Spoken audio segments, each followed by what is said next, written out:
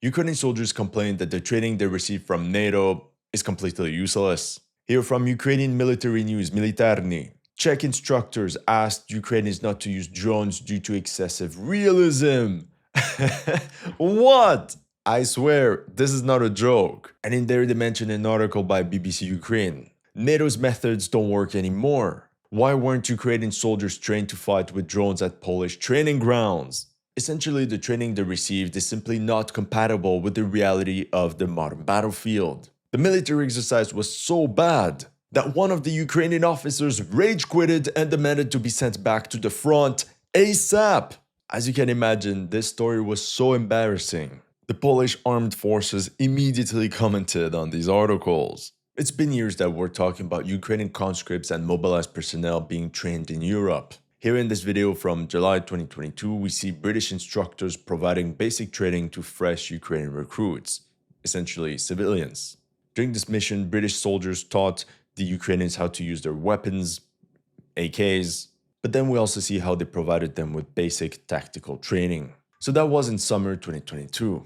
And since then, an estimated 150,000 Ukrainians went through some form of training in Europe. This NATO training was meant to turn the tide against Russia. And this leads us to this interesting article. Disclaimer, the Ukrainians didn't hold back. They certainly never heard about political correctness. So we're presented with Ukrainian battalion commander call sign 18. He went to Poland to supervise the training of over 400 Ukrainians, of which only a dozen had combat experience, meaning all the others were mobilized personnel. These men were to be trained by Polish and Czech instructors. Overall, the program included general tactics, topography, survival skills, tactical combat casualty care, fire and assault training. I know what you're wondering, and yes, that's right, instructors that have never been in combat would teach recruits how to survive the grittiness of the fighting on the Eastern Front in Ukraine. What could possibly go wrong, right?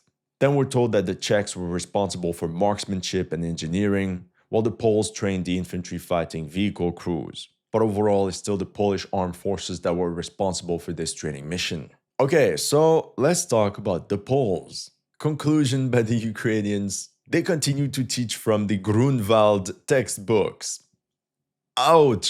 In reference to the Battle of Grunwald or Tannenberg from 1410. Essentially, the Ukrainians are joking that the Poles are teaching them tactics from the Middle Age. I told you that the Ukrainians wouldn't hold back. So they're salty because there was an exercise led by Polish soldiers. 4 APCs or armored personnel carriers were to participate in the defense of a riverbank. Then, as part of a reconnaissance mission, one of the vehicles was tasked to cross the bridge to the other bank. Then, I quote, there was a confused silence in the classroom. And after this awkward silence, one of the Ukrainians asked, what if the bridge is destroyed? And then the Polish instructor proudly replied, our APCs can swim. It did not come to mind to these Polish instructors that the sky would be filled with enemy drones. You have recon drones that guide artillery fire. Then you have other UAVs that guide FPV drones, kamikaze drones like the Lancet. Turns out, many in the classroom were Ukrainian Marines that took part in the amphibious assault against Krinky. I made multiple videos about it if you're interested. But essentially, it was Ukraine's stubborn attempts to gain a foothold on the eastern bank of the Dnieper. And eventually it was revealed that the Ukrainians lost 1,000 KA or missing during this operation. 1,000! For what? So these men in the classroom are some of the survivors of this operation. And they were surprised by scenarios where an APC crosses a river. They told instructors directly that any equipment will be destroyed by drones before it even approaches the shore. Then came the Czechs. During one of those exercises, Czech paratroopers had to storm Ukrainian positions. So you have Czech troops playing Team Red. They were commanded by an instructor called Yakub, a veteran from Afghanistan, while the Ukrainian Team Blue was preparing for the defense. The exercise starts. Czech troops leave the assembly area. I believe they formed attack columns and then advanced towards Ukrainian positions. Meanwhile, the Ukrainians simply launched their Mavic drones. Then the article says that after the first attempt, instructor Yakub stopped the scenario and asked, can we take out the Mavics? Ukrainian Commander 18 asked why. The Czech commander Yakub replied, You find us too fast with your Mavics, and we can't get to you. You detect us on the approach to your positions. Wow.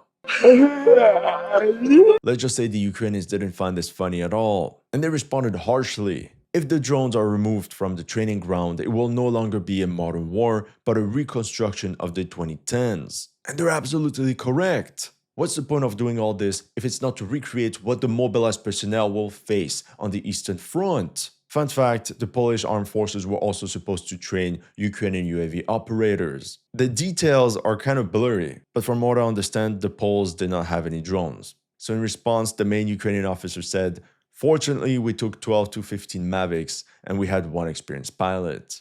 This looks like a bad joke, but it isn't. Overall, Ukrainian officers complained that some of the NATO courses are still based on textbooks from Iraq and Afghanistan, where there were no drones, and the standards of tactics and medicine are designed for the golden hour. That is the 1 hour window to evacuate wounded soldiers. But then the Ukrainians said this golden hour simply does not exist on the front line with drones. The reality is that today in Ukraine, the 24/7 surveillance by drones makes it extremely difficult to carry out medevacs. Because of that, the soldier that is wounded can stay where he fell for the entire day. So every soldier needs to know how to manage the tourniquet for multiple hours. Commander 18 said how one of his men was wounded at around 8 a.m. It was a serious injury in the groin. He could have just bled to death. He added, but thanks to the fact that we taught him medicine, he made it until the evening. And that's only when he was finally evacuated. And luckily his limb wasn't amputated. Commander 18 also said, so I explained to the NATO instructors that they should tell the soldier not just how to apply a tourniquet and tighten it harder, but also about after what period of time the tourniquet should be released, at what time of the year. These are all life-saving details. These are the life-saving details that you can only know if you face these situations.